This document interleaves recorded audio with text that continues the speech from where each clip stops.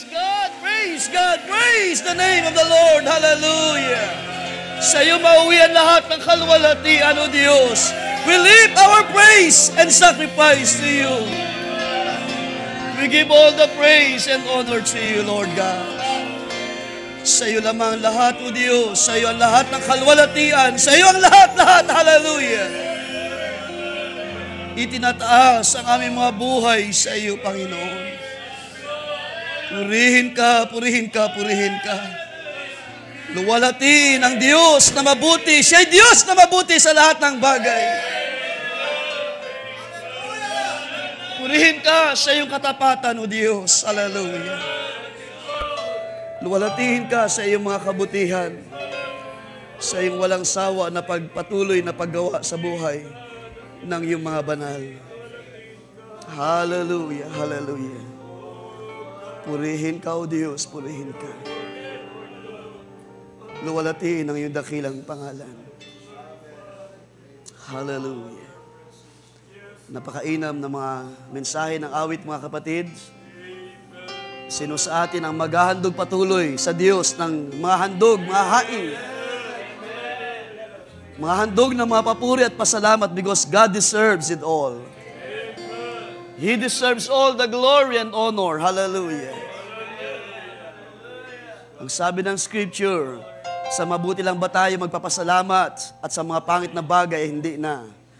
Pero ang sabi ng kanyang salita, purihin ang Diyos na nagbigay. At purihin ang Diyos na bumabawi. Hallelujah! Dahil ang Diyos ay Diyos na makapangyarihan sa lahat. Panginoon, muli minsan pa kami ay nagpapasalamat sa umagang ito, O Diyos. Ninuluwalhati ka, tinataas ang iyong dakilang pangalan sa aming kalagitnaan. Salamat, Panginoon, sa isang napakasarap na presensya na iyong patuloy na pinagkakaloob sa iyong mga banal. Tunay, Panginoon, na hindi mo kami iiwan ni pababayaan man. Tunay, O Diyos, na kasama ka namin sa umagang ito. At ikaw ay patuloy na umaaliw sa aming mga kaluluwa. Nag-aaliw ng aming mga puso, maaring nalulumbay. Hallelujah. Salamat, Panginoon, sa kaaliwan ng iyong Espiritu. Higit sa lahat, salamat sa iyong mga pangako na dito kami itinayo sa uling mga araw. Hallelujah. Salamat, binigyan mo kami ng blessed assurance na ang sabi ng iyong mga salita, Panginoon, na ang mga nangatulog kay Kristo ay iyong ibabangon sa uling mga araw. Bagamat maaring sa paningin namin siya'y namatay, sila'y namatay, pero sila'y tinawag na natutulog sa iyong presensya. At sang araw ay gigisingin sa tamang panahon upang kami ay sama-samang sasalubong sa iyo, Panginoon. Lord, purihin ka sa umagang ito. Salamat po, Diyos, sa isang pribilehiyo na kami ay magkatipon-tipon minsan pa. Salamat sa kalakasang pisikal, kalakasang spiritual, O Diyos. Salamat sa patuloy na pagpapahayag ng iyong mga salita. At katulad ng aming inawit, Lord, be it unto us according to your word. Hallelujah. At patuloy ka magpahayag, magpakilala ng iyong kalooban sa uling mga araw. Because tama ang sabi ng inawit, this world, hallelujah, are passing away. Hallelujah! Patuloy na nauubos ang panahon ng sanlibutang ito, O Diyos, sa walang kabuluhan. Subalit nandito kami, Panginoon, binigyan mo ng biyaya, pagkakataon, hallelujah, opportunity, biyaya mula sa iyo, hallelujah, na aming kang makilala pang lubos, hallelujah. At mahayag ka sa buhay ng bawat isa na ang sino man na kay Kristo ay wala nang hatol, kundi sila ay binigyan mo ng buhay na walang hanggan. At ngayon, Panginoon, bayaang sa iyo namin maibalik ang lahat ng kalwalhatian, kapurihan, because you did it all, O God. Ginawa mo ang lahat ng bagay ayon sa iyong salita, ayon sa iyong pasya. Ay ginawa mo ang lahat ng bagay, O Diyos. Kumuha ka ng kalwalhatian, Panginoon. Kumuha ka ng karangalan sa bagay na ito, O Diyos. Maaring aming kapatid Brother Hill ay hindi na namin makakapiling, subalit meron kang ipinangako sa uling mga araw na ito. Hallelujah. We will see Him again sa araw ng pag-agaw, O Diyos. Hallelujah. Ang mga nangamatay kay Kristo ay unang ibabangon ayon sa iyong salita at kami ay sa iyong presensya sa mga araw na iyon. Salamat, Panginoon, sa isang tiyak na pag-asa na iyong pinagkaloob sa iyong iglesia sa huling mga araw. At hindi kami katulad ng iba na walang pag-asa sa huling mga araw na ito, O Diyos. Kami ay binigyan mo ng isang tiyak na pananampalataya, tiyak na pag-asa, tiyak na buhay sa huling mga araw na ito, O Diyos, na Ikaw ang patuloy na kasama namin, patuloy kang aagapay, patuloy kang hahawak ng aming mga buhay, patuloy mong iingatan ng lakad ang hakbang ng bawat isa, at patuloy kang magsusugo ng iyong mga anghel upang kami ay bantayan, ingatan sa bawat araw. Lord, salamat sa araw na ito, at ang kagalakan ay ang kalumbayan ay palitan mo ng kagalakan sa araw na ito, O Diyos. Dahil kapag may mga ganitong pangyari, Panginoon, hindi maiwasan na maalala ang mga bagay na nakalipas, O Diyos. Ang mga iba pang mga nauna na, Panginoon, sa amin, O Diyos. Brother Micah, hallelujah, at iba pa, Panginoon. Subalit salamat, O Diyos. Ikaw ay Diyos na buhay at tapat sa iyong mga salita. Purihin ka sa umagang ito at aking patuloy na itinataas ang iyong mga salita. May you bless your word. Once again, Lord God, patuloy kang mangusap at magpahayag, magpatibay sa aming panampalataya. Increase our faith more, Lord God. At bayaan kami ay patuloy na biyayaan pa, Panginoon, ng mga panahon habang kami ay naghihintay sa iyong kaluwalhatian, O Diyos. At patuloy kaming umaasa lamang nagtitiwala that you will provide all things sa bawat isa. At hindi ko alam kung ano mga pangangailangan, subalit ako'y sumasampalataya that we have your word sa umagang ito at ikaw ay patuloy na magpapahayag sa iyong mga banal. Ang lahat ng bagay na ito, Panginoon, ay aming maingat na ibinabalik ang buong pasalamat at kaluwalhatian at kapurihan sa iyong tanging pangalan, sa pangalan ng Panginoong Kristo Jesus. Amen and amen. Ating palapakan ng Panginoon. Praise. Can you say praise the Lord, mga kapatid? Lahat ay malaya mo ng mga kaupo. God bless you all. Purihin ng Diyos at sa mapagpalang pati sa lahat.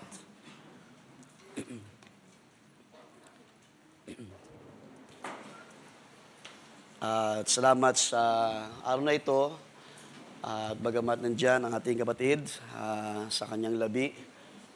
Pero ako'y naniniwala na kayo ay may kagalakan pa rin sa umagang ito. Nagagalak pa rin ba ang bawat sa umagang ito, mga kapatid? Amen. Purihin ng Diyos. So, ang ilang mga bagay ating i-prepare para mamaya sa ating gawain. So, mamayang hapon ay meron tayong service this evening. Mag-start tayo ng 6 p.m. para isa-isang maliit na tribute para sa ating kapatid, Brother Hill. Napakahaba na rin ng panahon na kaniyang ginugol sa ministry at marami na siyang kumbaga wala nang dapat patunayan pa. Natapos niya ang kaniyang karera sa kaniyang buhay at hindi tayo nanghihinayang sa buhay, mga kapatid, dahil ang buhay na tinawag ng Diyos ay pinuno niya ng biyaya at pagpapala sa nakalipas na mahabang panahon nang siya'y tawagin ng Diyos sa gawain na ito. At hindi ako sure kung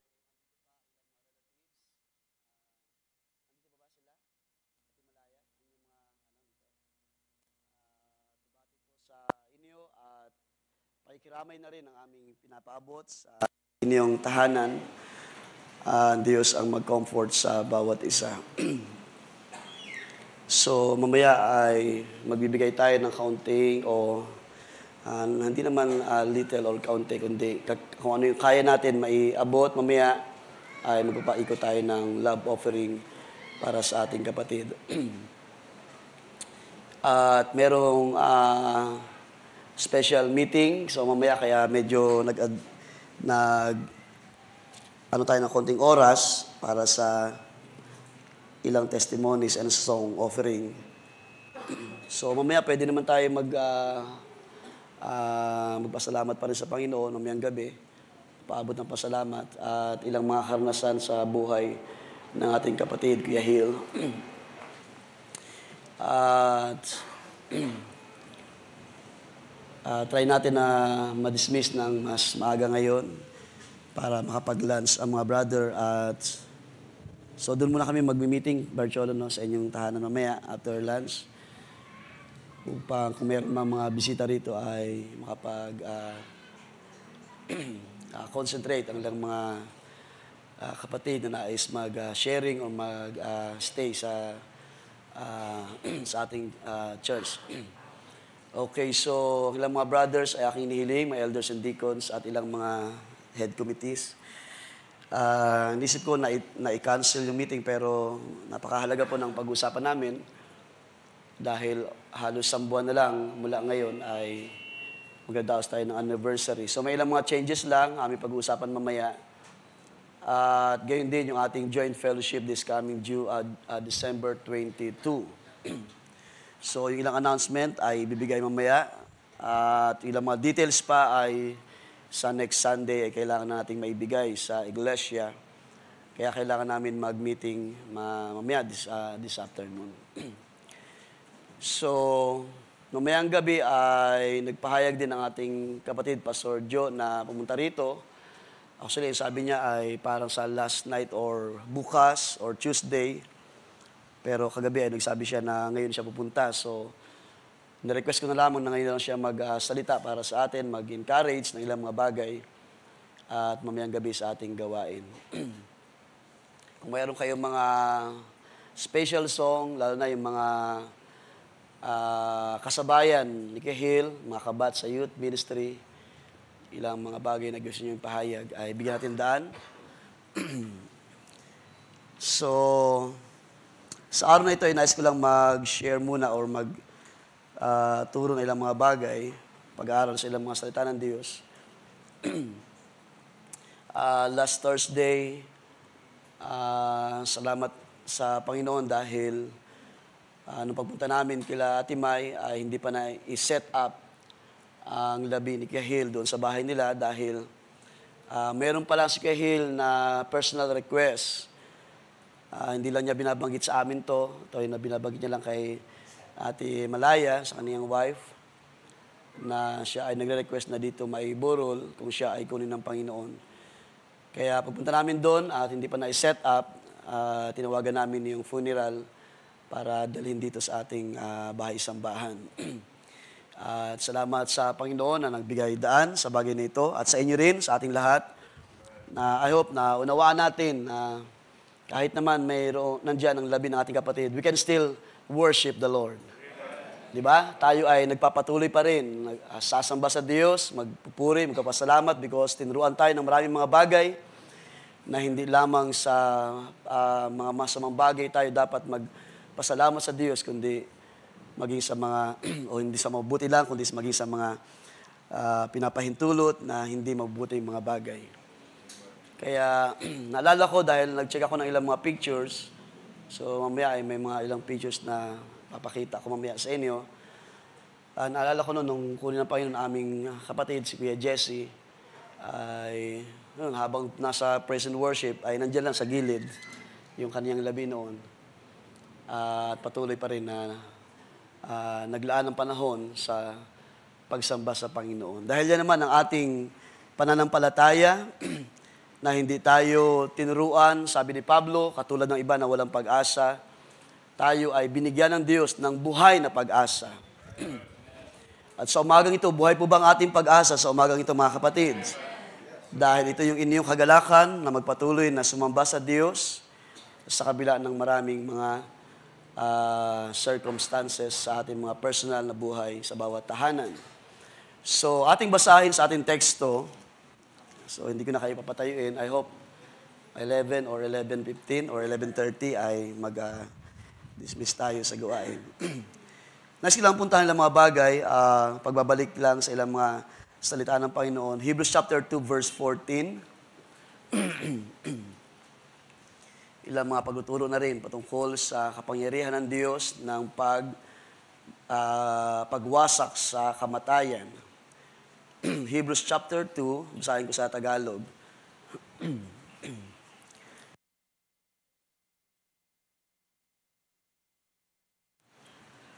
Okay, simulan natin sa verse 14. Dahil sa ang mga anak ay mga may bahagi sa laman at dugo, siya na may gayon ding nakabahagi sa mga ito upang sa pamamagitan ng kamatayan ay kaniyang malipol yaong may paghahari sa kamatayan sa makatwid ay ang dyablo. At, verse 15, at mailigtas silang lahat na dahil sa takot sa kamatayan ay nanga sa ilalim ng pagkaalipin sa buong buhay nila. And that is true. Sino mag-amen, mga kapatid? Yan ay katotohanan ng salita ng Diyos, na tayo ay minsan nang nagkaroon ng takot sa ating buhay, takot sa kamatayan. Dagdag natin ang 1 Corinthians, chapter 15, isang verse lang muna.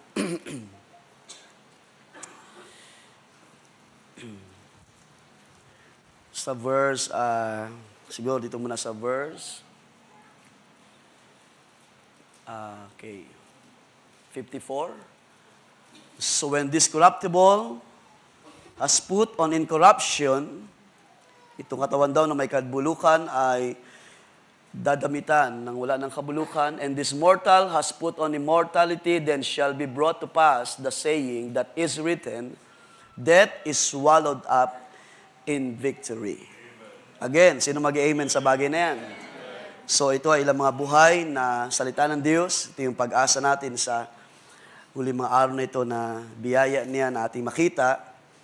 At ilang mga bagay lang na gusto kong puntahan sa pagkakataon na ito. Okay, so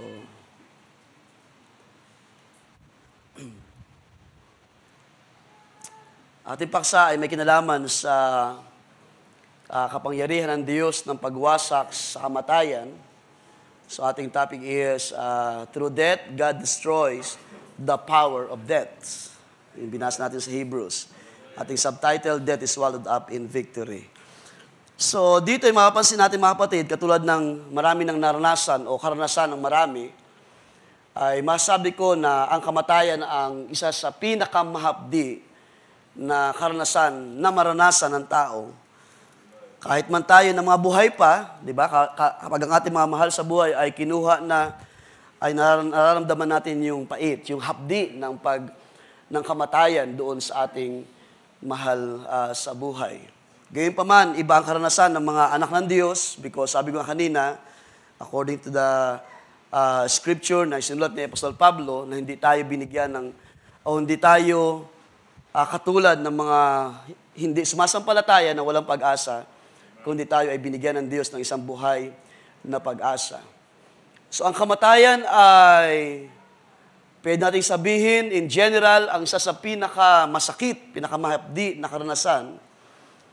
At maaring tayo ay, hindi na bago sa atin ang mga bagay natin titingnan, subalit for the sake ng mga maaring hindi pa naabot ang bagay na ito, ang Diyos ang magpakilala, magpahayag sa mga relatives ng ating mga mahal na mga kapatid, kung bakit mayroong kamatayan, because si Pablo rin nagsabi na ang kabayaran ng kamatayan ay, o ng kasalanan ay kamatayan.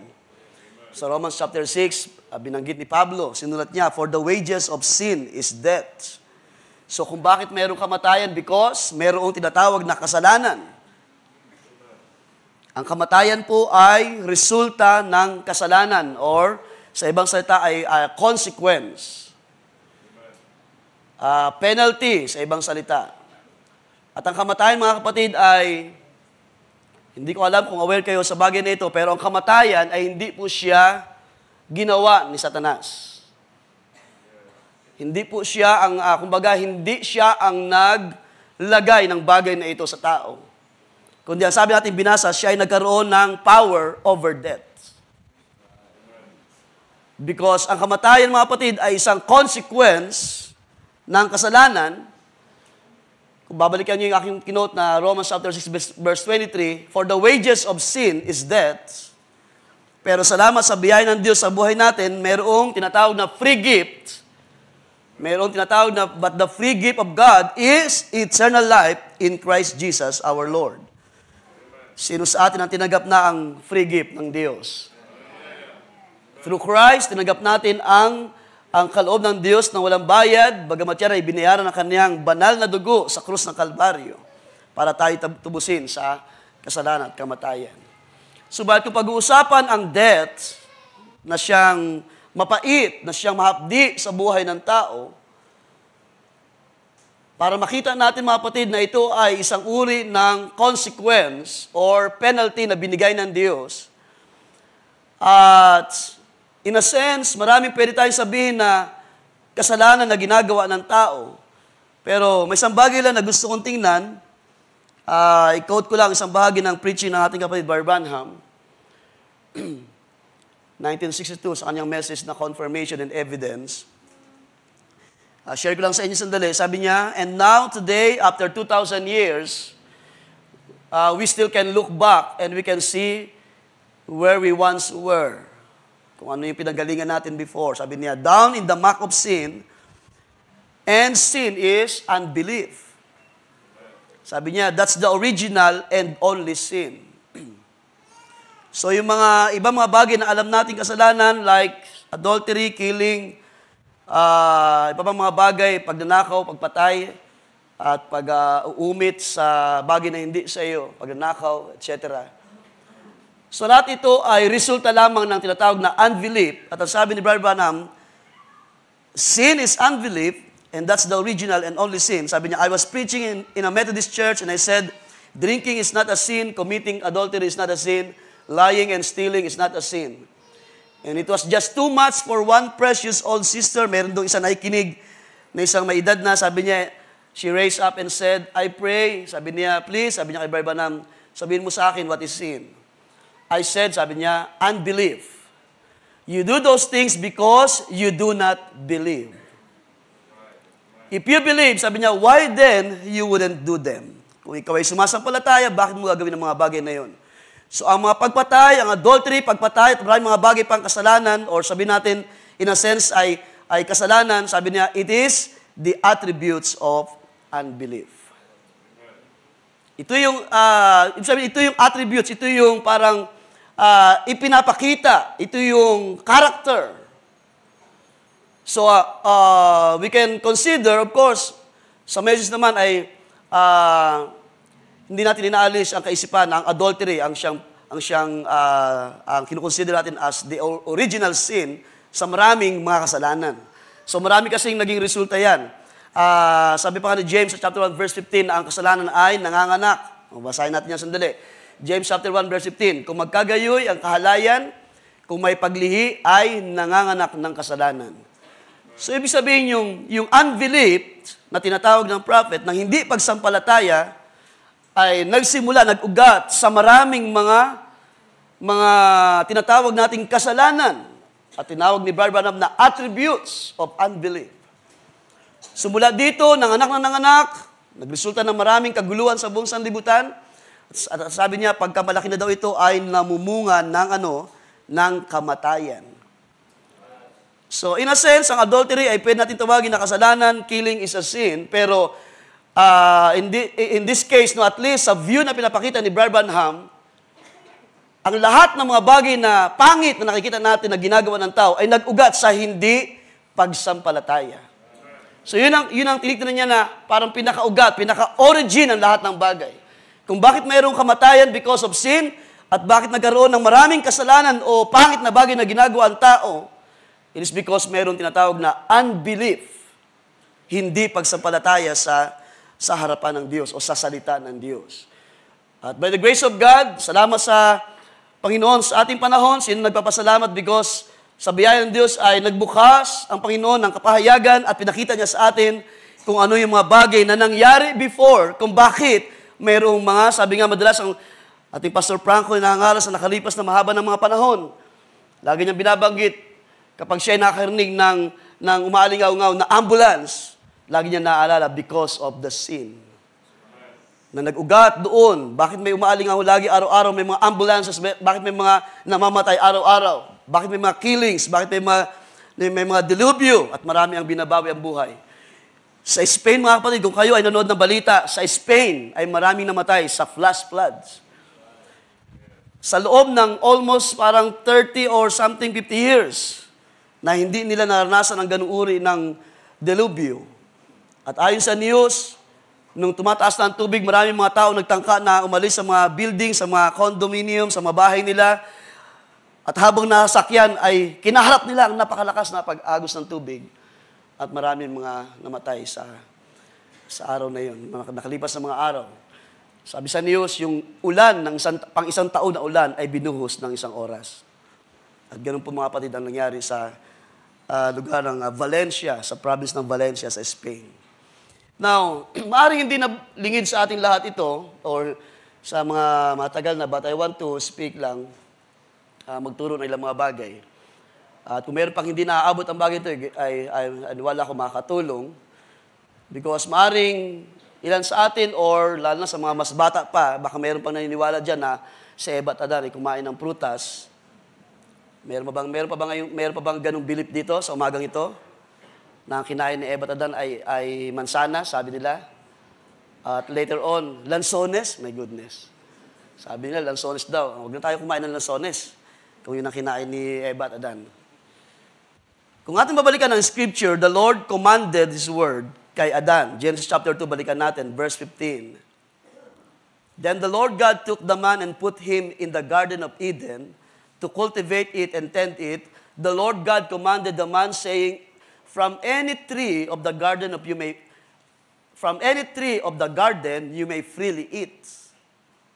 So lahat po doon. Remember, sa Genesis chapter 1, wala pong bagay na nilikhaan Diyos na hindi mabuti. Lahat doon, basahin nyo, review nyo ang chapter 1 ng Genesis. Pagkatapos ng isang araw ng paglikha ng Diyos, ang sabi niya, ang lahat ng bagay ay mabuti. And therefore, wala doong punong kahoy na kapag kinain mo ay magdudulot ng masama sa iyo. Everything was good sa creation ng Diyos. Pero dito ay mayroong gustong ipakita ang Panginoon. Sabi niya, from any tree of the garden you may freely eat. But, verse 17, from the tree of the knowledge of good and evil you shall not eat, for on the day that you eat from it, you will certainly die. For the first time sa history ng tao o sa scripture nabanggit ang salitang die na may kinalaman sa death, sa kamatayan.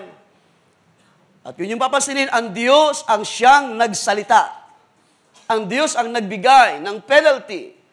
Ang Diyos ang nagbigay ng degree. Once, sabi dyan, binigay niya ang utos kapag yung kinain, ang punong kahoy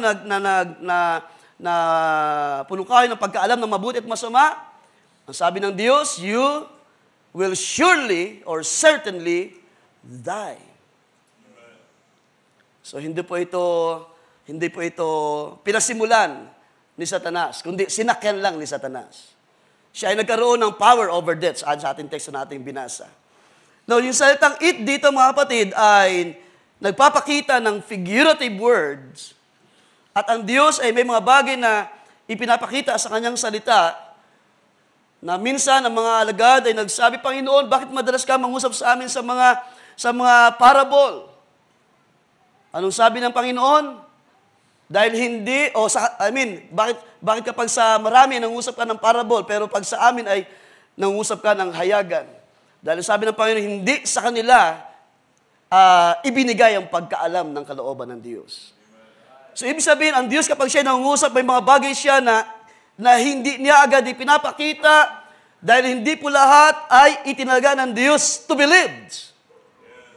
At ito nga yung resulta because of unbelief, nakapasok ang kasalanan at nagbunga ng kamatayan sa buhay ng tao. Sabi ng Scripture, naghari ang kamatayan sa mga tao at nagresulta ng napakaraming problema sa buhay ng marami, sa bawat tahanan, sa bawat nilalang ng mga tao na ipinanganak mula kay Adan hanggang sa ating panahon. So yan ay hindi naman natin ligid sa atin. So ito ay nagpapakita ng figurative word na kung ating titingnan sa aklat ng mga Proverbs, ating buksan ng Proverbs chapter 4, verse 17. Because ang salitang eat dito, sabi diyan, for they eat the bread of wickedness. So could you imagine, ang Panginoon ay gumawa ng punong kahoy sa halamanan ng Eden, sa kanyang creation ng punong kahoy ng wickedness? So, hindi po ganun mga kapatid. For they eat the bread of wickedness. So, pinapakita dyan yung kasamaan na ginagawa ng tao. And drink the wine of violence.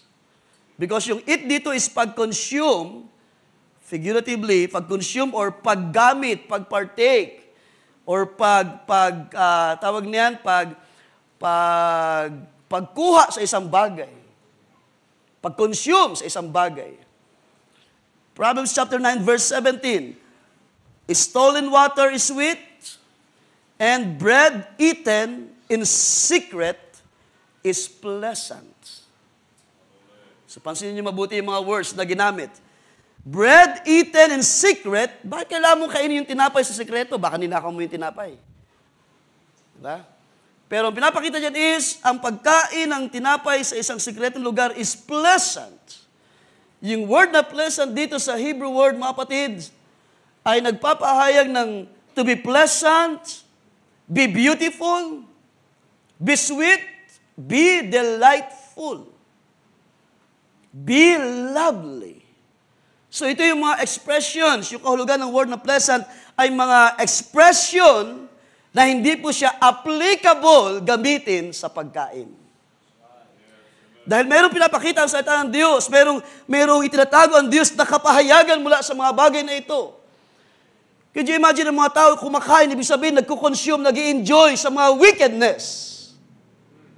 Meron pang isang bagay na binasa ko, hindi ko na na-note, pero sabi doon ni Haring Solomon sa Proverbs din, na ang mga tao ay kumakain ng bunga ng kanilang mga gawa.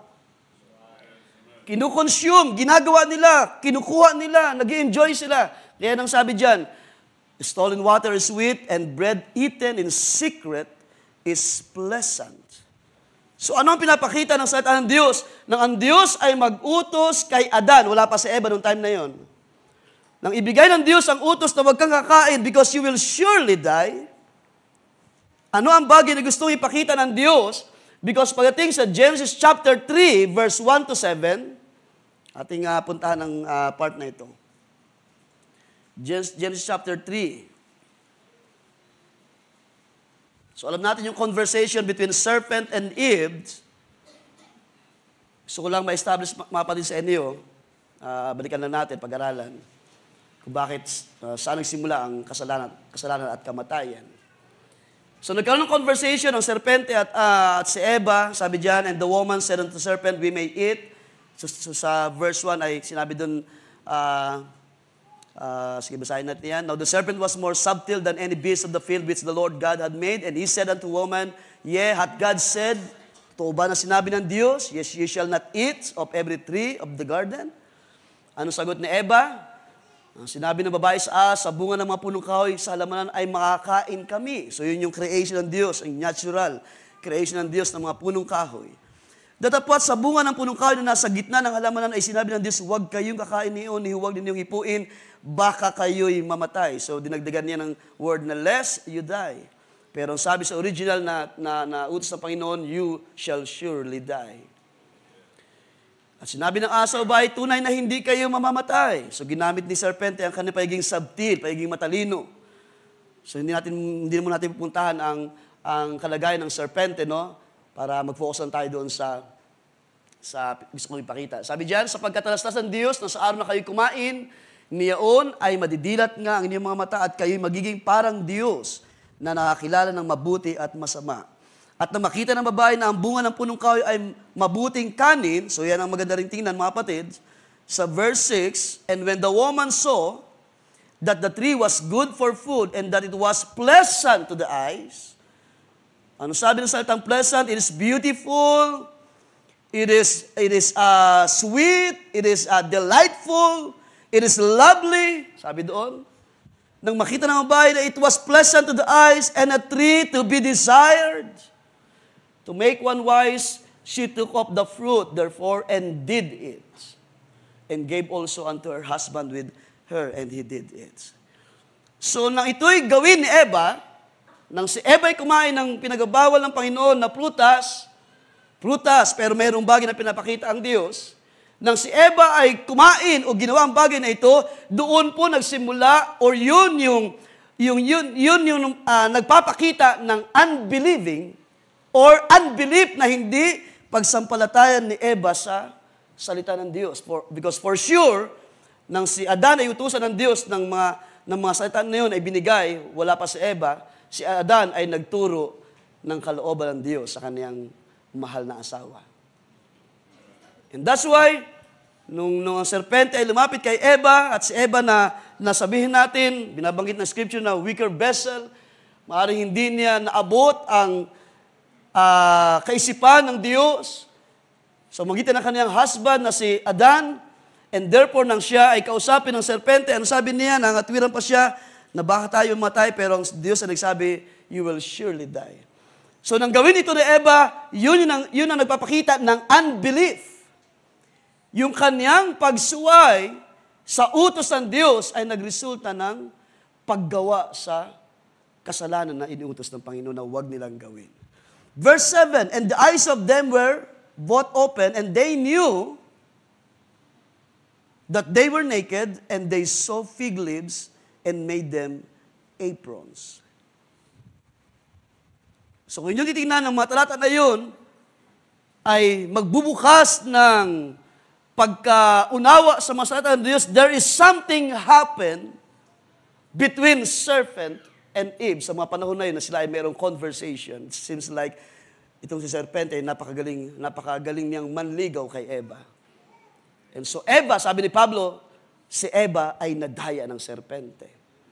Pagdating sa verse 7 na pinakita na ang Diyos ay nag-curse. So verse 7, nabuksan na kanilang mga mata, no? Na nakita nila na sila ay kapwa hubo at ubad, na-expose ang kanilang mga pangatawan, at ano naman ang kinalaman ng katawan sa pulutas. So there's something here, mga kapatid. Bakit bila nakita nilang katawan ay na sila ay wala pala mga saplot sa isa't isa? So hindi po yun isang natural na pagkain ng pulutas na nasabi ng marami. Isang beses na kinig ako sa isang radio station. Hindi ako magkakamali, programa ni Ted Pilon yun, tsaka ni DJ Chacha, sabi nila.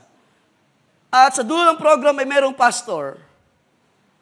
Merong food for thought, sabi lang merong spiritual food na kailangan natin tanggapin. At ito mismo yung binasa ng pastor na yun. Nang kanyang basahin itong Genesis, ni wala siyang binanggit kung ano yung kinain, kung ano nangyari doon sa Garden of Eden. Ang sinabi lang niya, sumuway ang ating unang mga magulang. Kaya nagdulot ng kasamaan sa buong sanlibutan, ang lahat ay nagkasala. Pero sad to say, hindi nila kaya, wala silang kapahiyagan at na ibinigay na mula sa Diyos para ipakita, hindi po prutas ang kinain ng mga unang tao. Nagkaroon ng tinatawag na pagsasama or pagmimating or adultery na nangyari sa panahon na yon between serpent and Eve. Because pagdating sa chapter o sa verse 21, doon ay pinakita na si Eva ay isinumpa ng Diyos. O siguro mamaya natin puntahan yun. Or verse 16, sorry. Sige. Yan, basahin natin. Genesis 3:16. To the woman he said, I will greatly multiply your pain in childbirth. Yung kanyang pregnancy ay magkakaroon siya ng pain.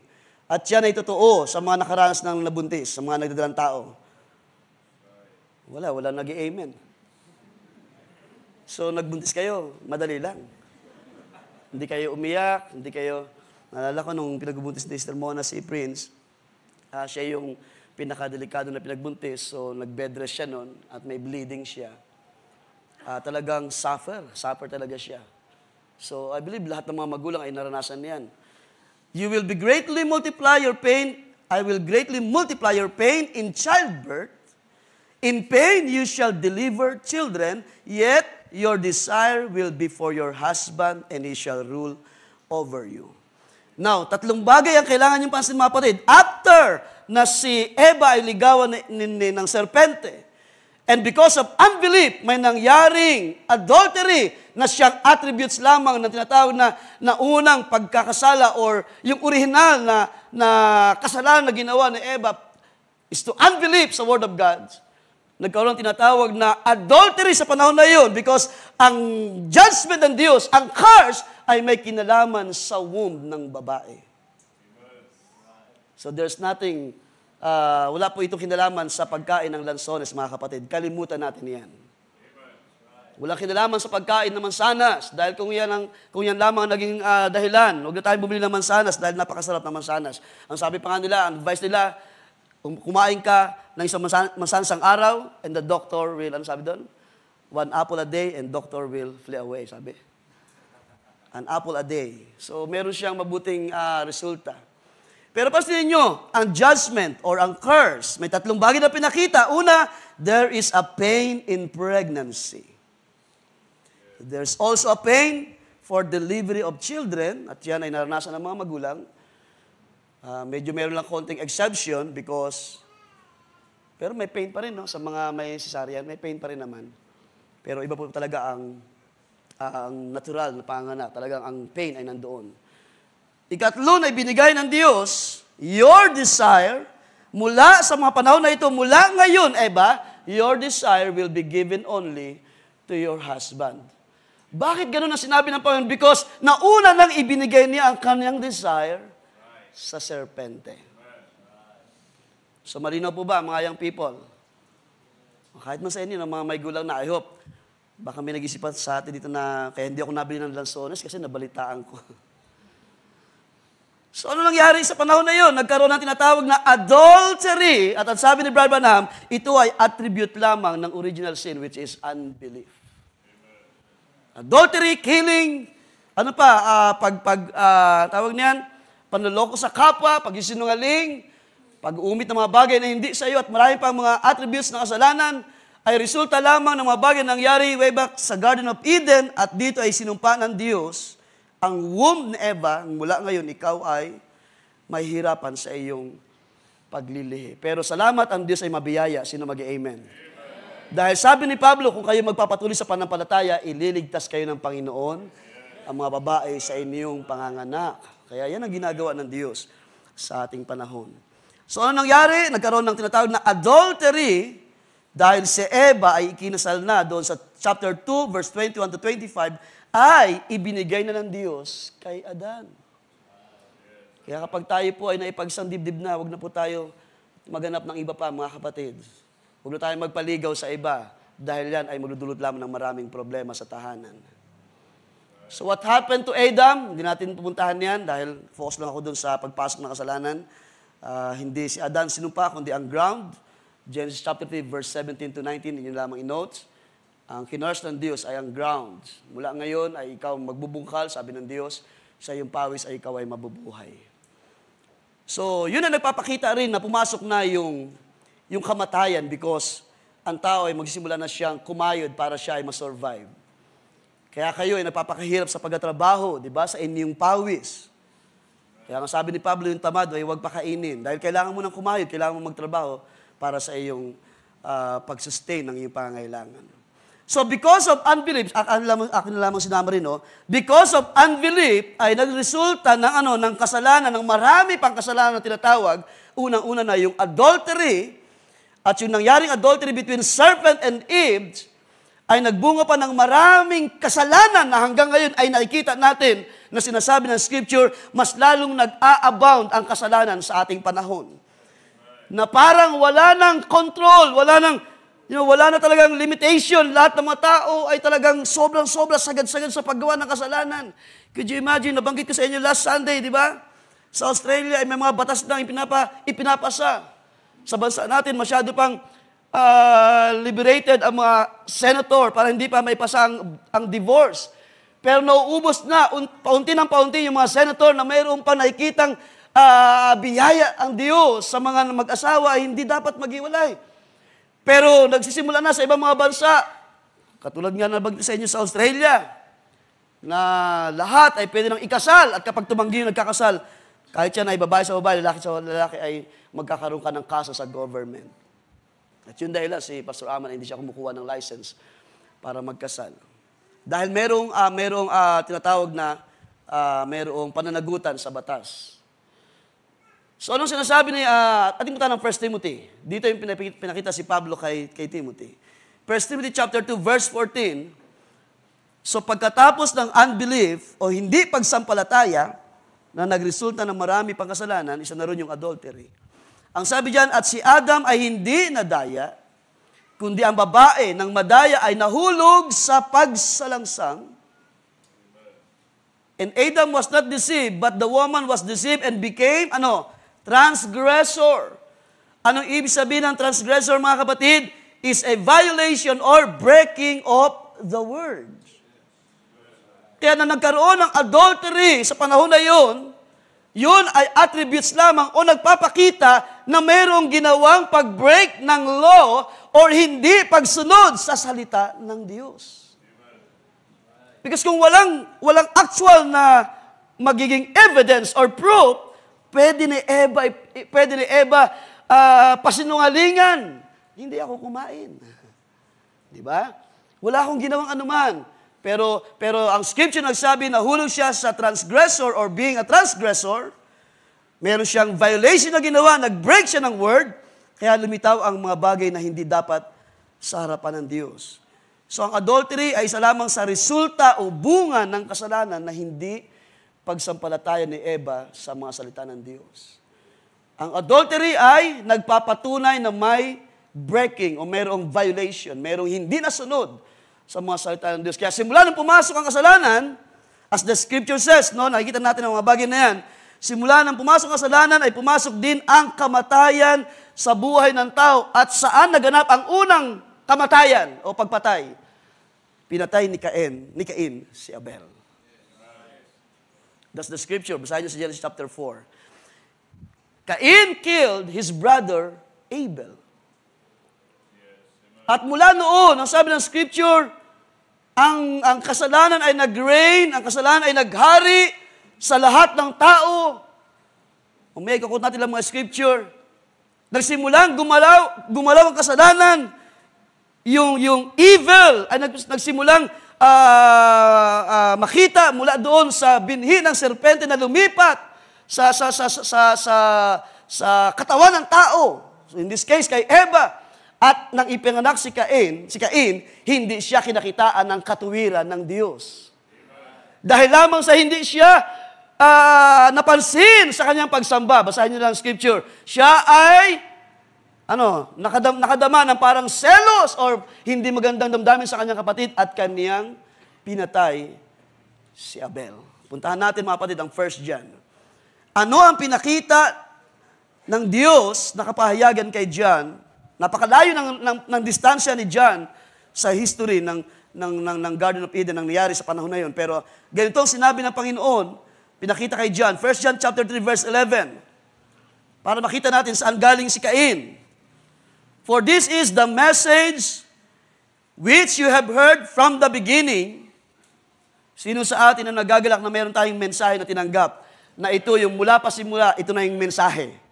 Na ano ang sabi? That we are to love one another. Hallelujah! At yan ang manifestation ng Word of God sa ating panahon.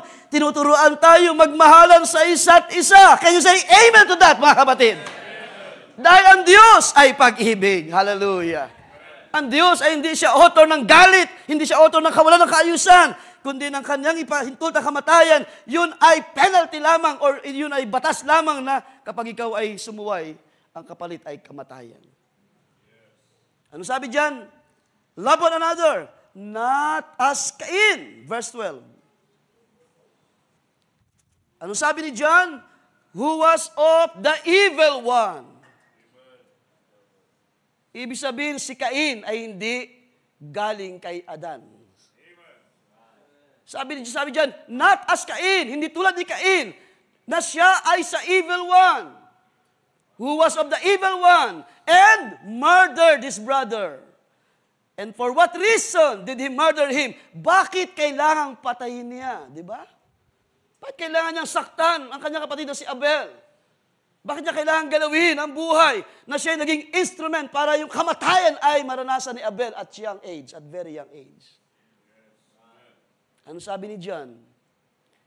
For what reason did he murder him? Because his own deeds were evil, but his brothers were righteous.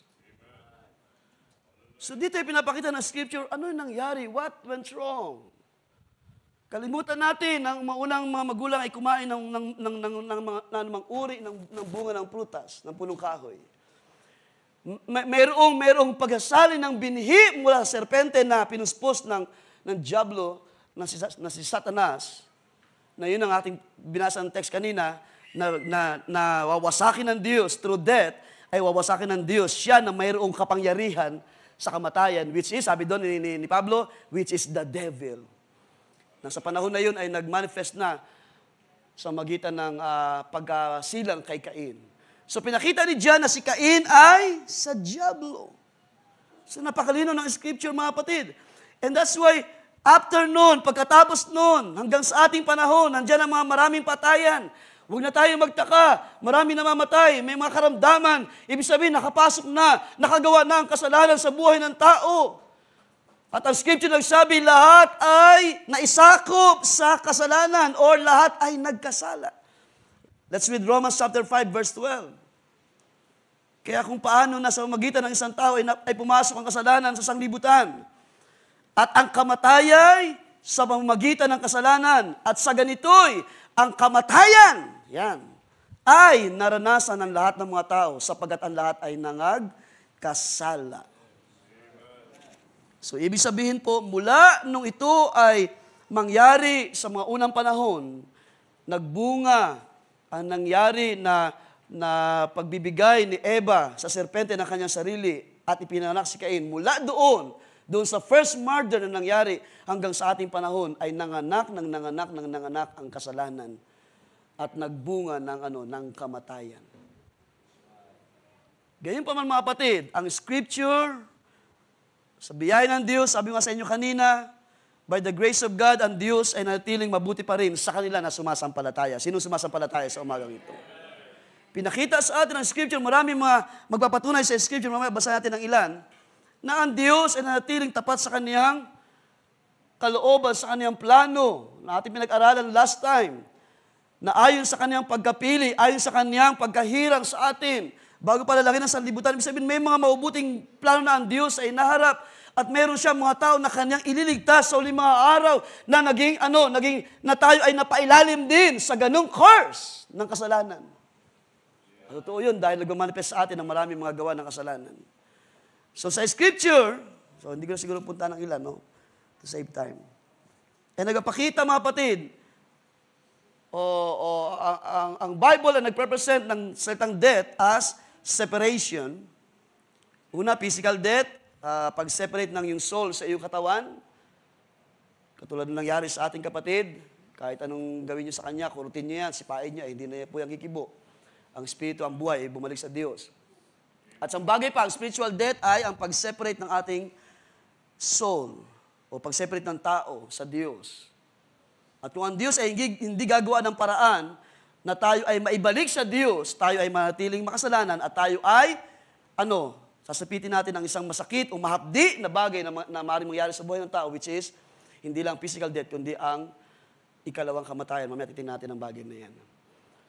So, ang death po ay ang resulta lamang ng kasalanan. Sabi natin sa kanina, for the wages of sin is death. Sa Romans 6, verse 23, yung unang bahagi. Romans chapter 5, verse 12, i-quote ko lang ulit.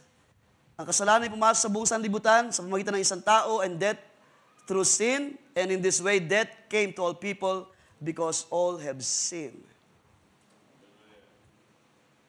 At sa Genesis chapter 2 na ating kinote kanina, na binasa natin, ang Diyos ay nagbigay lamang ng warning kay Adan na mayroong penalty kapag nag-disobey.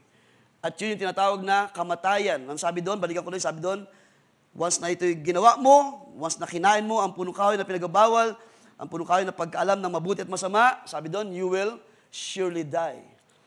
So when Adam, dito kasi consider na si Adan, ang nag-disobey. But of course, it was Eve. Pero may bagay din kasi napakita doon, why Adam? Kung bakit binigay sa kanya responsibility, because sa kanya binigay ang utos. Wala pa sa Eva, binigay na sa kanya ang responsibility. So pinapakita ng scriptures sa magitan ng tao ito, sa kanyang pag-disobey, immediately nakapasok ang kamatayan. Kahit man ang paghiwalay ng tao sa Diyos ay nag-take effect sa mga panahon na yon. And eventually, afterwards, Adam experienced death nung siya ay 960 years old. 960 or 930 years old. Yun na ba i-check sa Genesis chapter 5. So, balikan natin yung sinabi ni Pablo sa ating teksto. Ang kamatayan ay naranasan ng lahat. At yan ay very evident hanggang sa ating panahon. Wala sa ating magiging exempted, pwede pa nating maranasan even na tayo ay mga believer na. Pero mayroong salita ng pag-asa para sa atin. Anong sabi ng ating teksto? Since therefore the children share in flesh and blood, He Himself, it is the Lord, the Christ, He Himself likewise partook of the same things, that through death He might destroy the one who has the power of death, that is, sabi niya, the devil. Ibig sabihin, meron pa ring mabuting plano ang Diyos sa kabila na mayroong kamatayan na nangyari. Sa kabila na ang kasalanan ay nag-reign, naghari, ibig sabihin naghari, sumakop sa buhay ng tao. At kung hindi ang Diyos, gagawa ng paraan. Hallelujah! Lahat ng tao ay mapapahamak. Hallelujah! Kaya nga sabi ng Panginoon, sabi sa John, di ba? For God so loved the world. Sino sa inyo sumasampalataya ng mahal ng Diyos ang buong sanlibutan? That He gave His only begotten Son. Hallelujah! At ang sino mang sumampalataya sa Kanya ay mayroong buhay na walang hanggan. Ibig sabihin, kung hindi ito gagawin ng Diyos sa pag-usugo ng Kanyang bugtong na anak, ang lahat ay mapapahamak. At kasama na tayo sa bagay na yan. But thank God, sabi sa ating binasa, mayroong paraan ng Diyos na kahit ang kamatayan ay gagamitin niya para wasakin ang gawa ng kamatayan. Hallelujah! At ang sabi sa verse 15, and deliver all those who through fear of death, kaya nga sabi sa inyo kanina, kahit man tayo, abitin man natin sa hindi, takot din tayo sa kamatayan, or sabi natin nag-aalala, or nababahala, dahil tayo ay nasa laman pa nga, wala pa tayo sa kasakdalan. But of course, mayroong salitaan Diyos na nag-comfort sa atin. Huwag tayong malumbay, may biyaya ang Diyos, may paraan ang Diyos para matakasan ang lahat ng bagay na ito.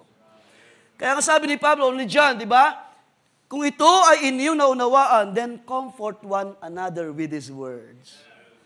Dahil ang Diyos ay buhay na Diyos, ang Diyos ang tumawag sa atin, ang Diyos ang siyang umaring ganap sa lahat ng ating mga kasalanan, ang Diyos ang siyang nag-ayos ng buhay natin, kung anuman ang Kanyang sinalita at anuman ang Kanyang sinasabi na salita, lakaran natin at sampalatayan natin dahil dito ay mayroong buhay. Anong sabi ni Jesus?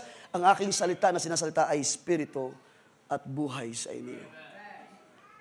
So balikan natin ang Hebrews sa chapter 2. Anong sabi dyan? Or sa verse 9 na lamang?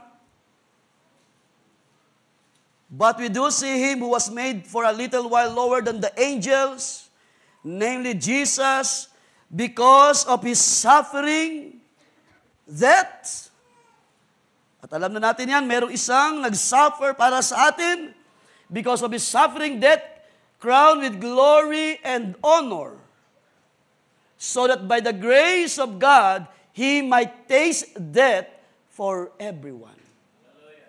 So Jesus Christ in the flesh suffered and tasted the death.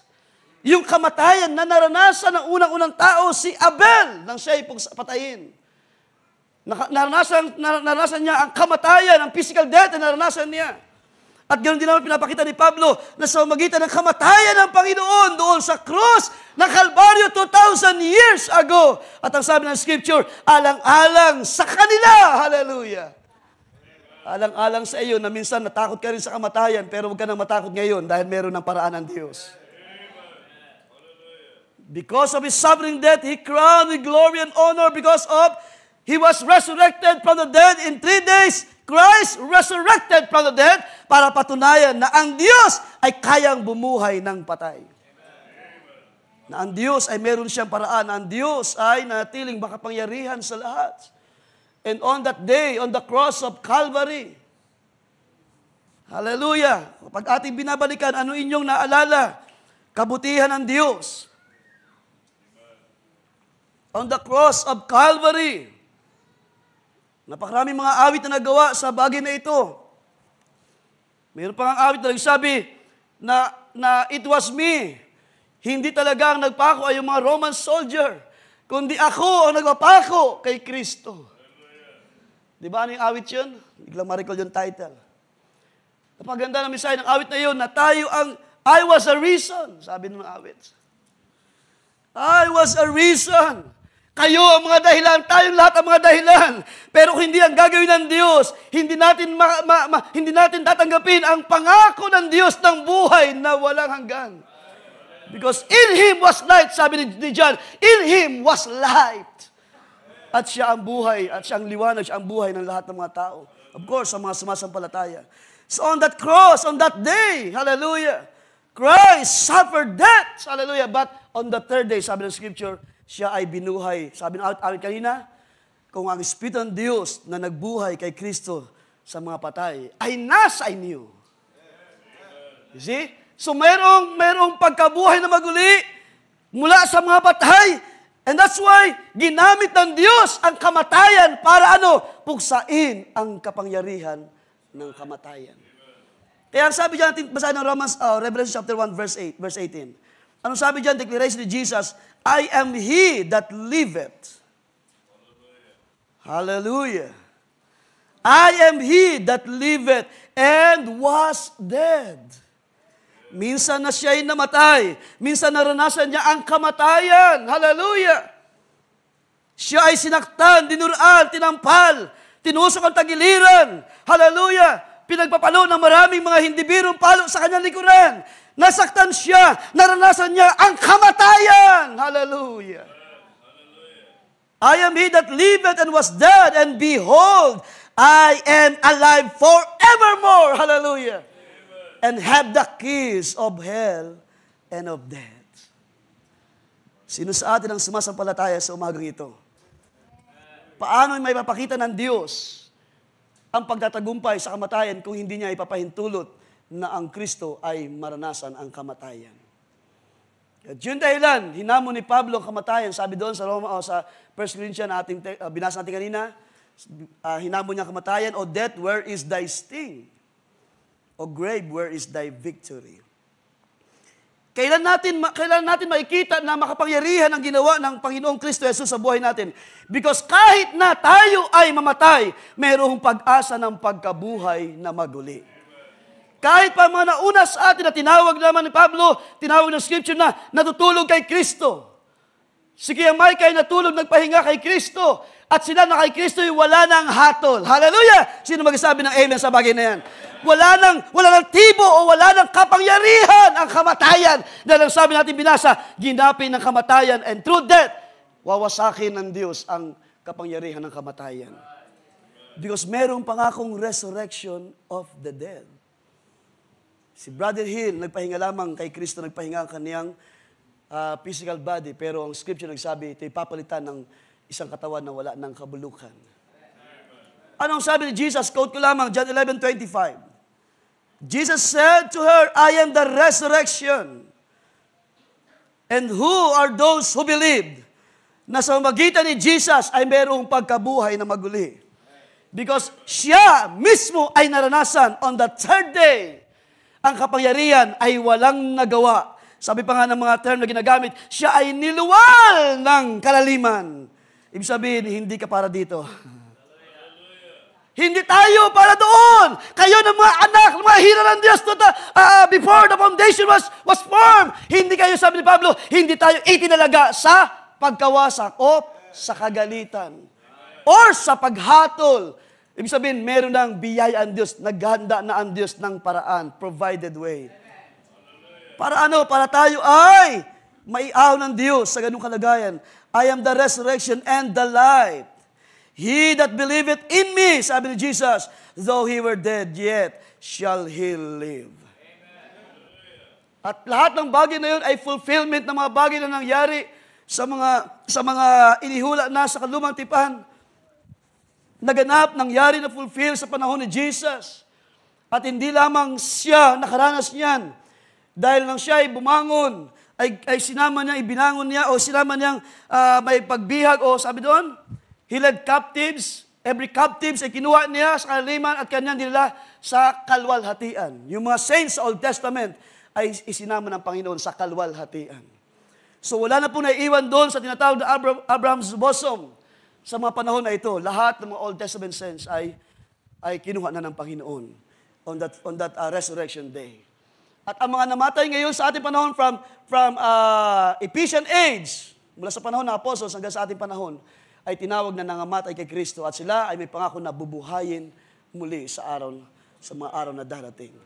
So these are words of prophecy. Basahin ko lang yung Hosea chapter 13, natin puntahan.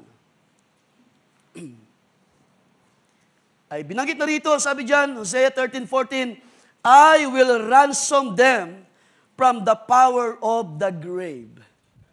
So, ibig sabihin pala ang Diyos, kahit sa mga panahon na yun, ay meron na siyang mabubuting plano. Kaya nga sabi niya kay Jeremiah, wala akong iniisip sa iyo na anumang bagay na masama, kundi mga bagay na ikabubuti mo in the future. Yes, ang kamatayan ay gumawa sa marami, pero may mabuting plano ang Diyos sa kanyang kaisipan. I will ransom them, hallelujah, from the power of the grave. Sino ang gagawa niyan? Ang Diyos na may-ari ng buhay, ng creator ng lahat ng bagay. At sa magitan ni Jesus ay gagapiin niya ang kapangyarihan ng kamatayan. I will redeem them from death. O death, sabi ng Panginoon, I will be thy plagues. Ibig sabihin, ang Diyos ay greater than death. Ang Diyos pa rin na may control ng kamatayan, mga kapatid, kaya hindi tayo nalulumbay. Nagpahinga na maalam ng ating Kuya Hill. Isa sa mga malapit din sa akin noon sa youth ministry.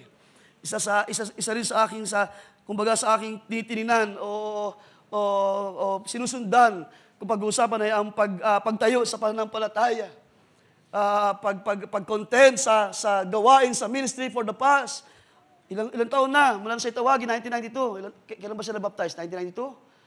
1990, parang ganon. 1991. Hanggang ngayon, hanggang sa kanyang huling hininga, hindi siya tumalikod sa pananampalataya. And he suffered. Naiwala ako. Hindi biro ang pagtitiis ng pain. Ang testimony kanina ni Nanay Virgie, 2002, ay nalaman na ng ganong kalagayan at tinaningan na ang kanyang buhay. Pero umabot pa siya ng 2024. Ito'y biyaya ng Diyos na may pangako. Hallelujah! Hindi ko sila ipapahiya, sila na sumasampalataya. Hallelujah! Hindi ka ng Diyos panghihinaan ng loob. Ang tulong ay laging ibibigay ng Diyos mula sa langit. Hallelujah! Amen. Ang kanyang biyaya ay laging ipagkakaloob sa iyo na sumasampalataya. Hallelujah, na handang magtiis sa mga bagay na pinapahintulot ng Diyos sa ating mga buhay. Sa ating mga pangatawan, sa mga karamdaman na ang Diyos na nagpapahintulot. Kaya hindi tayo, wag na tayo magkaroon ng kaisipan na bakit Panginoon, bakit ganito nangyari sa akin? Bakit may mga ganito mga bagay? Kaya sabi ni Pablo, pasalamatan natin lahat ng bagay. In all things, ay pasalamatan natin ang Diyos. Pwede natin palapakan ng Panginoon, mga kapatid. Glory, hallelujah. Isaiah 25, verse 8, He will swallow up death in victory. So it speaks of Christ, ang araw, sa pagparito ng anak ng tao, ng anak ng Diyos, na siyang gaganap ng redemption, ng katubusan ng mga pinili ng Diyos sa limang araw. Sa pamagitan niya, He will swallow up death. Ano ibig sabihin ng swallow? Lulunukin. Aalisan ng kapangyarihan ang kamatayan. Could you imagine? He will swallow up death in victory. And the Lord God will wipe away tears from off all faces, and the rebuke of His people shall He take away from off all the earth. For the Lord has spoken it. So ito'y katotohanan ng mga kapatid sa atin. Sino sa inyo sumasampalataya sa mga salita ng Diyos? Amen. Dahil kung hindi tayo sasampalataya, then hindi natin maranasan ang tinatawag na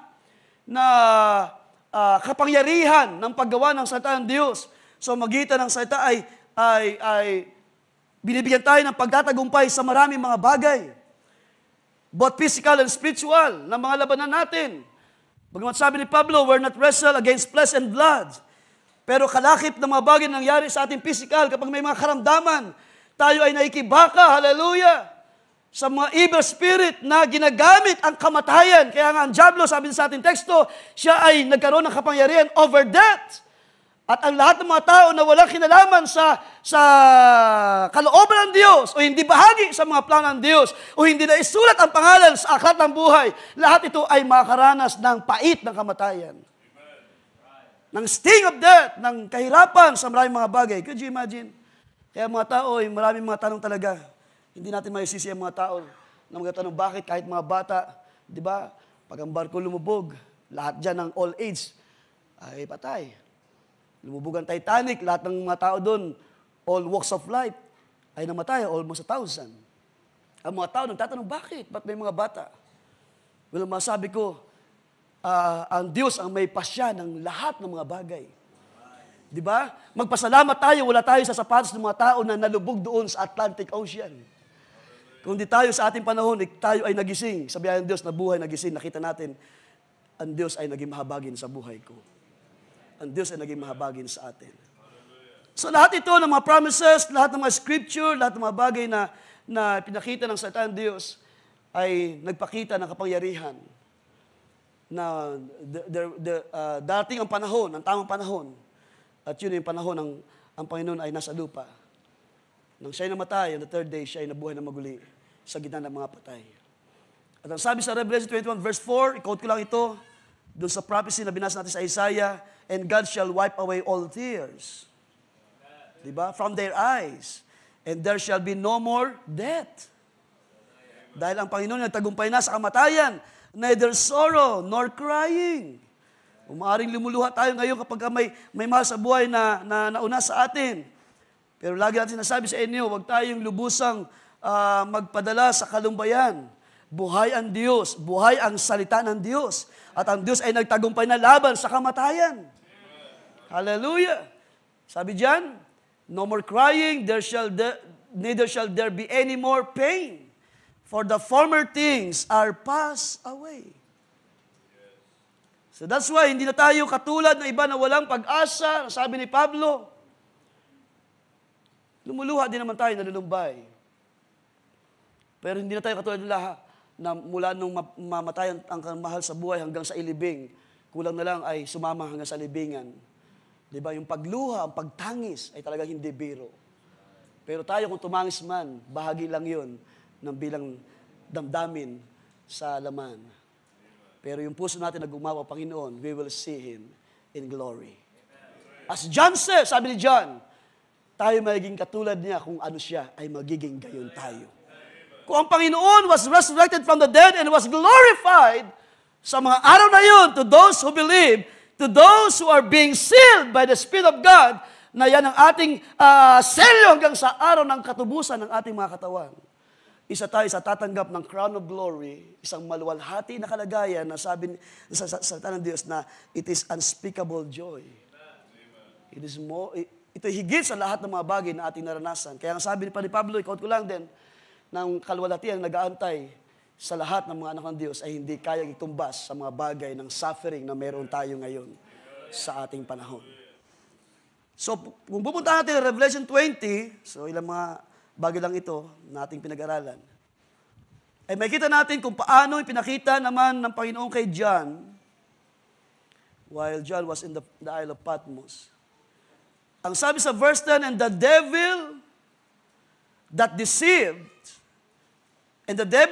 them was cast into the lake of fire and brimstone, where the beast and the false prophet are, and shall be tormented day and night forever and ever.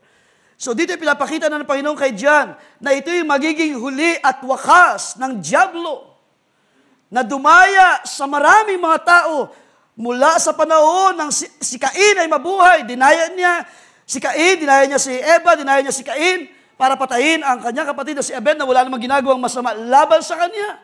Nang siya hanapin ng Diyos, nasaan ka? Nasaan yung kapatid na si Abel, Cain? Anong sabi ng Cain na ito na hindi sa Diyos? Sabi niya, bakit ako ba ay tagapag-ingat ng aking kapatid? Yan ang ugali ng mga tao na hindi nakaranas ng biyaya ng Diyos. Pero yung mga galing sa Diyos at merong salita ng buhay na kanilang sinampalatayanan, sila ay iibig sa kanyang kapatid. Hallelujah! Sabi ni John, hallelujah, kung tayo nasa liwanag, hallelujah, na tulad niya nasa liwanag, we have fellowship one with another.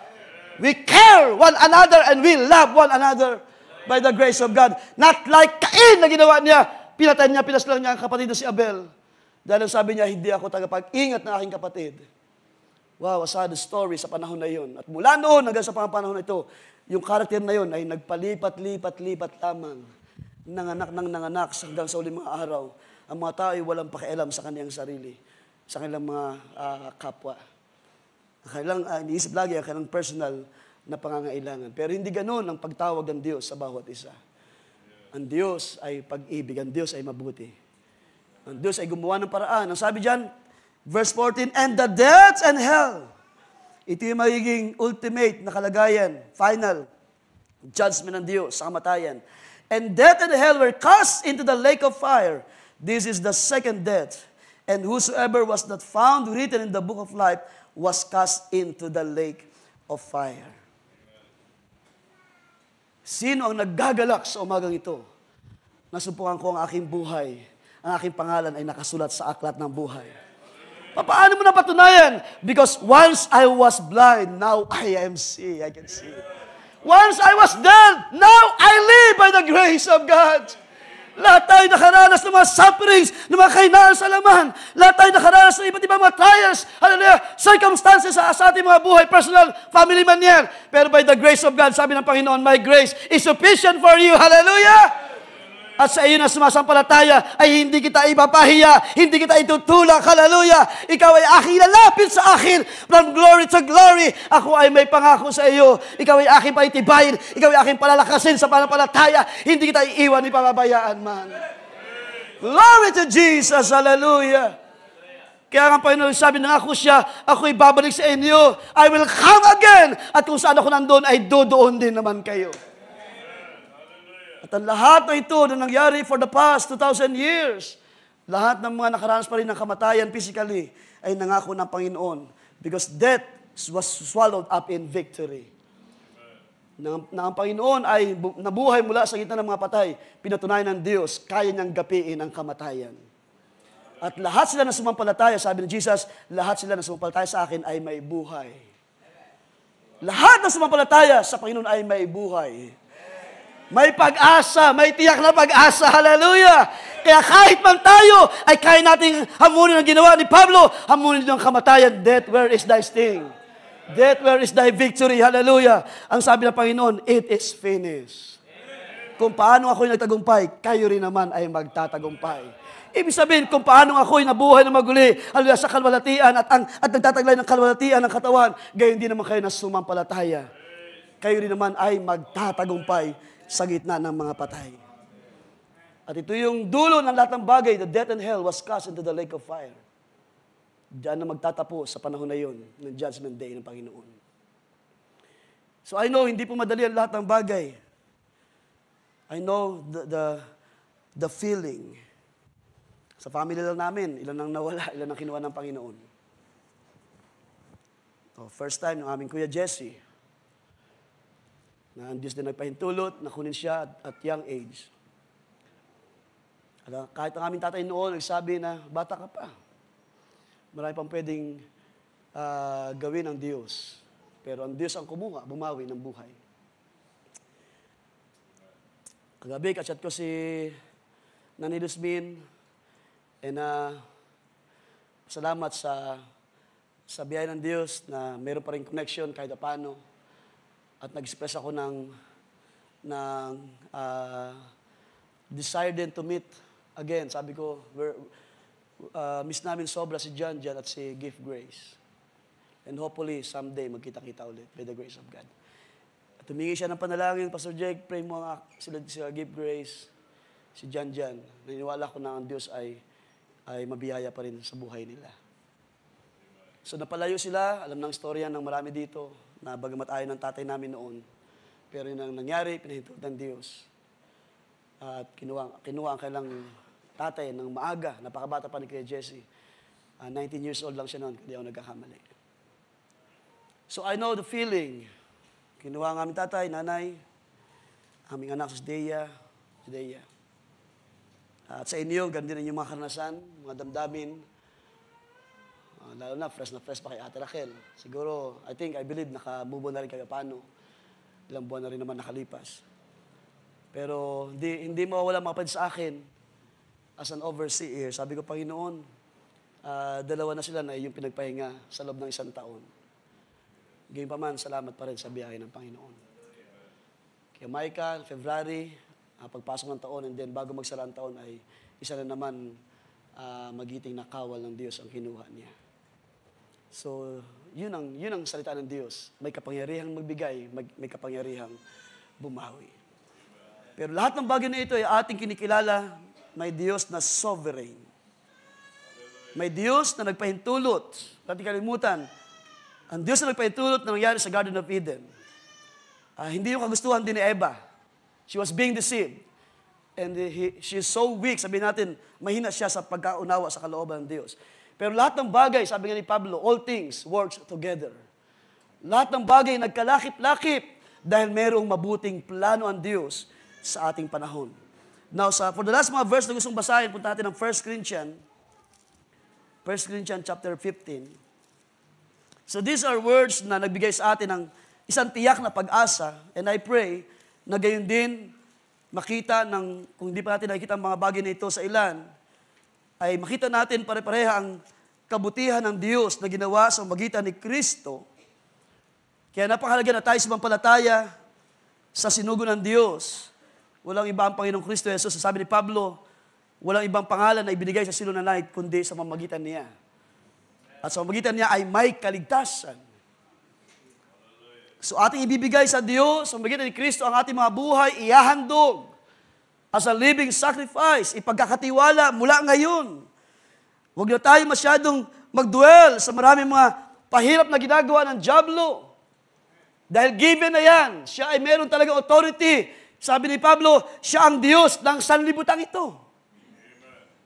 At lahat ng nasasakop ng kasalanan, nabubuhay sa kasalanan. Sabi pa nga ni Pablo, ang mga nabubuhay sa kasalanan ay patay sa harapan ng Diyos. Pero hindi ganun kayo. Kayo ay binuhay na ng salita. Kayo ay binuhay ng Diyos. Ang ating mga espiritu, ang ating pagkataong loob ay buhay na buhay. Nagpupuri sa kabutihan ng Diyos. Hallelujah. Sumasamba sa kadakilaan niya at kinikilala that He is a sovereign God na kaya niyang gapiin lahat ng mga bagay, even the death, hallelujah, ay ginapi ng Diyos sa mamagitan ni Kristo. Anong pangako niya? Anong napakasarap ng mga pangako ito ng Panginoon? 1 Corinthians 15, verse, binasa ito last Friday ni Bartim. Sa verse na lang, verse 50. Now this I say, brethren, that flesh and blood cannot inherit the kingdom of God. Ibig sabihin po na flesh and blood, na ikaw ay nabubuhay pa sa iyong sarili, ibig sabihin wala pang karanasan ng kapanganakan sa Espiritu ng Diyos. Because sila na pinanganak sa Espiritu ay Espiritu nga, sabi ng Panginoon. Ang pinanganak sa laman ay laman nga, ibig sabihin, patuloy pa rin maghahari sa iyo ang kasalanan, ang mga gawa ng kasalanan, ang mga attributes ng kasalanan nandyan sa buhay ng tao. Pero once na ikaw ay panganak sa Espiritu, ikaw ay mabubuhay na sa Espiritu. Mabubuhay sa salita ng Diyos. Hindi maaaring maghari o magmana. Flesh and blood cannot inherit the kingdom of God.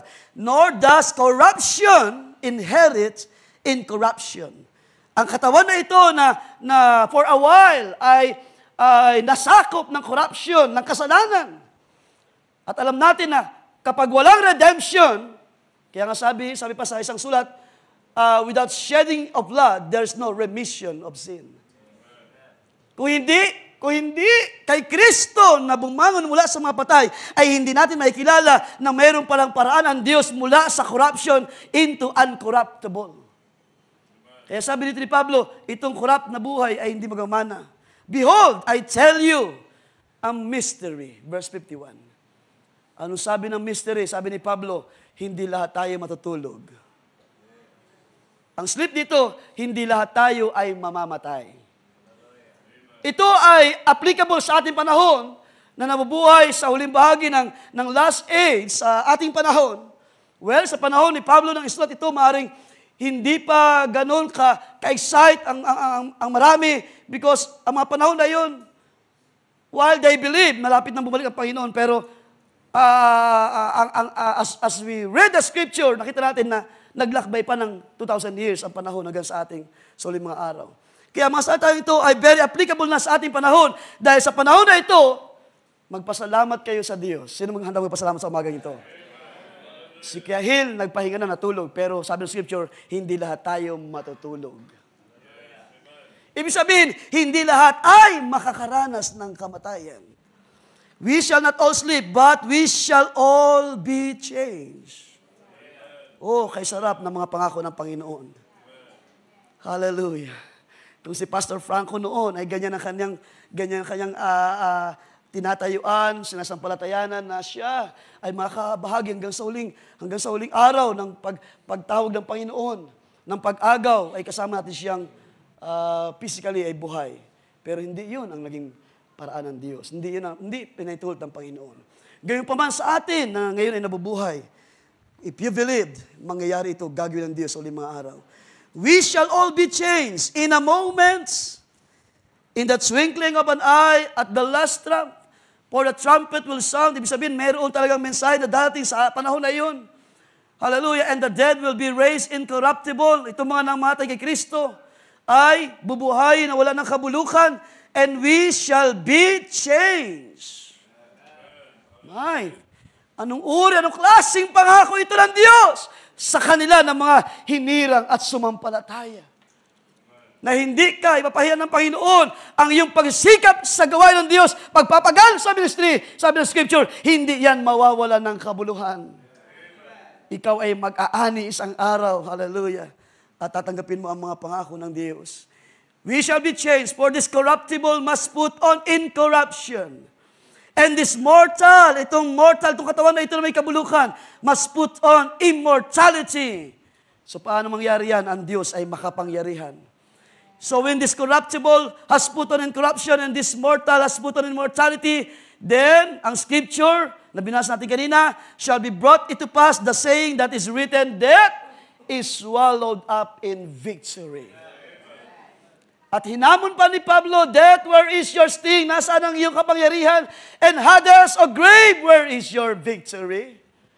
Because one of these days, maaaring ililibing si Kuya Hill, pero kung ang Diyos ay gumawa na ng kanyang kadakilaan sa mga mga araw, maaaring next month, ibabangon ulit ito ng Panginoon. Maaaring sa next year, maaaring mga araw napaka-iksi ng mga kapatids. Lahat na nangatulog kay Kristo ay ibabangon. And we all change, sabi ng Scripture. Anong sabi ito? So when this, the sting, sabi dyan, of death is sin, and the strength of sin is the law. But thanks be to God. So umagang ito, sino handa magpasalamat sa Panginoon? But thanks be to God, ang sabi dyan, who gives us the victory through our Lord Jesus Christ. Amen. Sabi ni Pablo, He is the author and the finisher of our faith. Siya ang nagpasimula ng mabubuting bagay. Tatapusin ng Diyos ay isang makapangyarihan na paggawa. Ang may kabulukan, papalitan ng wala ng kabulukan. Yan ang salita ng Diyos. Yan ang kapangyarihan na pinapakita ng Scripture. Nang sabihin ni Pablo, gagapiin ng Diyos, He will destroy through death. Hallelujah, sabi sa ating teksto. Through death, He will destroy. Hallelujah. Siya na mayroong kapangyarihan sa kamatayan. At kailan yan mangyayari, magkakamtupas sa mga panahon na hindi na magtatagal. Papatunayan ng Diyos ang Scripture ay katotohanan. That His Word, it is living, it is alive and quick. Ang kanyang salita ay makapangyarihan buhay. At ito ay may gagawin sa uling mga araw. Sino may pag-asa sa umagang ito? Buhay ba ang pag-asa natin sa umagang ito, mga kapatid? Sa inyo ng mga buhay ang pag-asa at lahat tayo magsitayo at ating purihin ang Panginoon. Ating palapakan siya. Hallelujah. At ating sigaw, purihin ang Diyos. Hallelujah. Can we say, praise the Lord? Luwalatiin ang Diyos na buhay. Luwalatiin ang kanyang dakilang pangalan. Hallelujah. Nasa magitan ng Panginoong Yesus. Hallelujah. Every knee shall bow. Every tongue will confess that you are Lord of Lords, that you are King of Kings, and Lord of Lords. The Lord of glory, hallelujah. The Lord who reigns forever. Oh, ang Panginoon na siyang buhay, namatay, ngunit nabuhay na maguli. For the sake of His chosen people. For the sake of you, alang-alang sa akin, o alang-alang sa iyo, na nandito ngayon nakatayo sa kanyang harapan, sa kanyang presensya. We're so grateful. Ang sabi nga ng ating inawit kanina, we're so grateful. We're offering our lives to you. Sino pa handang magandog ng kanyang buhay sa Panginoon? We offer our lives to you, O God. Hallelujah. Hindi makakapigil ang maraming mga circumstances. Hindi makakapigil ang mga kawalan, O Diyos. Hindi makakapigil ang kahinaan ng laman. Dahil Ikaw, O Diyos, ay kalakasan ng aming mga espiritu at kaluluwa. Ikaw ang buhay, O Diyos. Ikaw ang aming buhay. Ang salita ay buhay sa amin. Oh, hallelujah. Pinayaman mo ang iyong iglesia ng katiyakan, ng pag-asa, ng isang full assurance, O Diyos. Kaya meron kaming katiyakan sa huling mga araw na ito, na bagad maaring ang aming mahal na kapatid, Kuya Hill, ay nagpapahinga na. We will see him again, Lord. We will see him in the rapture. We will see you, Brother Hill, in the rapture. Hindi na magtatagal. Ang Panginoon ay nasa malikong daan na. He's knocking on the door. Hallelujah. At mapalad siya na magbubukas ang pintuan para sa Kanya. Dahil ang sabi ng Panginoon, naparito ako hindi para magwasak. Naparito ang anak ng Diyos para magbigay ng buhay. Hallelujah. Purihin ka. Purihin ka. Luwalhatihin ka, O Diyos, sa buhay namin, Panginoon. Oh, napakabuti mo, O Diyos, sa bawat isa. Tunay ikaw ay dakila sa lahat. Tunay ikaw ay gumagawa ng mga dakilang bagay sa pamamagitan ng iyong mga salita. Panginoon, ikaw ay aming tinataas, niluluwalhati ka namin sa umagang ito. Sa iyo lamang lahat ng kaluwalhatian at kapurihan at pasasalamat. Pinapasalamatan ka namin sa buhay na iyong pinagkaloob sa bawat isa. Ang sabi ni Pablo, hindi na ako nabubuhay, kundi si Kristo na nasa akin. Hallelujah. Kaya naman lahat ng bagay magagawa ko sa magitan niya na nagpapalakas sa akin. Hallelujah. Oh, I can do all things through Christ who strengthened me. Ang Panginoon ay narito, bumaba siya. Pumanaog siya sa anyong salita para ang mga mahihina ay palakasin. Hallelujah. Para ang mga natatangikalaan ay palayain niya. Para siya na may dalawang akala ay bigyan ng isang pananampalataya. Hallelujah. Na ang Diyos ni Abraham, ni Isaac, ni Israel, ay Diyos na buhay na gumagawa din sa uling mga araw. Ang Diyos na nangako sa bibig ni Hosea, hallelujah, I will swallow death in victory. At yun ay kanyang pinangyari sa magitan ng Panginoong Kristo Jesus nang siya ay ibangon muli ng Diyos mula sa gitna ng mga patay. Resurrected from the dead, hallelujah, to bring life to those na walang buhay sa kaniyang sarili. Panginoon naming Diyos, sa iyo ang lahat ng papuri at pasasalamat, sa iyo ang pagdakila sa araw na ito. Salamat, purihin ka sa comforting word na iyong pinagkaloob sa iyong iglesia, sa tahanan ng aming mga mahal na kapatid, Ate Malaya, Nanay Virgie, and the rest of the family, Panginoon. Lord, maaaring mga bagay, magiging question o mga bagay na mabigat pa rin, Lord. Ang iyong salita ay magbigay ng comfort, magbigay ng kagaanan, Panginoon. Ang sabi mo, kung paano ako'y nabubuhay, kayo rin naman ay mabubuhay. Hallelujah! Ang pag-asa ay yung ipinagkaloob sa bawat isa. Sa Kanya na sumampalataya. Kaya, Panginoon, kami ay sumasampalataya sa iyong mga salita. We believe that your word is true. Sumasampalataya kami na gagawin mo ayon sa iyong salita, ay gagawin mo ang lahat ng bagay na iyong ipinangako sa iyong iglesia. Purihin ka. Salamat po, Panginoon, sa iyong mga salita. May you bless the church patuloy. At sa pagpapatuloy na ilang mga gawain pa hanggang mamayang gabi, Panginoon, ilang mga pasalamat o Diyos. At sa buhay ng aming kapatid na ginamit din siya, Panginoon, sa ministry. For almost 30 years, Lord, hallelujah, nagamit mo siya. Even sa radio ministry, Lord, ay naging katuwang ng aming Pastor Franco sa radio ministry pa, Panginoon. Kung maalala, ay nag-a-assist sa maraming mga bagay, Lord. Higit sa lahat sa panahon na siya nagamit sa kitchen ministry, sa camp meetings, Lord. Napakarami ng panahon, O Diyos. Hindi na namin kayang bilangin, O Diyos, kung paano ka naging mabiyaya sa kanyang buhay. Na siya ay tinawag mo sa ganitong pagkatawag, Panginoon. At siya ay naglingkod sa iyong kaharian. Binaba ang kanyang puso at kanyang kinilala ka na Panginoon ng kanyang buhay. Panginoon, siya rin naman ay nagkaroon ng mga panahon ng mga pagkukulang din naman, O Diyos. Pero pinasapat mo ang biyaya sa kanya. Tinakpan mo ang mga kakulangan na iyon. Ang mga bagay na maaaring kahinaan pa ng laman ay iyong tinakpan ng iyong kabutihan. At bago pa man siyang mahiwalay sa amin, Panginoon, ay nag-express na siya lagi ng kagalakan to join with us in this fellowship, Lord. Maaaring napipigilan ang laman, Panginoon, ng kahinaan, pero kanyang puso ay nanatiling maalab sa pananampalataya. Oh, worshiping and serving you, O God. At patuloy na umaawit sa iyo, nagpapasalamat, ibinibigay ang kanyang buhay sa ministry. Lord, purihin ka sa buhay ng aming kapatid at may you bless once again the family, Sister Malaya, patuloy na iyong palakasin. At ikaw ang siyang, Panginoon, ikaw ang siyang patuloy na mag-akay sa kanya. Ngayon na wala na ang kanyang brother husband, ikaw ang Diyos na patuloy na gagawa sa buhay nila. May you bless her life, Ate Malaya, kanyang mga relatives, ang mga kamag-anak, Panginoon, may you bless them, Lord. At bayaan, Panginoon, sa iyo lamang namin maingat na ibinabalik lahat. Sa iyo ang lahat ng kalwaltian, kapurihan at karangalan. Sa iyo ang pagsamba sa tanging pangalan ng aming Panginoong Kristo Jesus. Amen and amen. Can you say amen?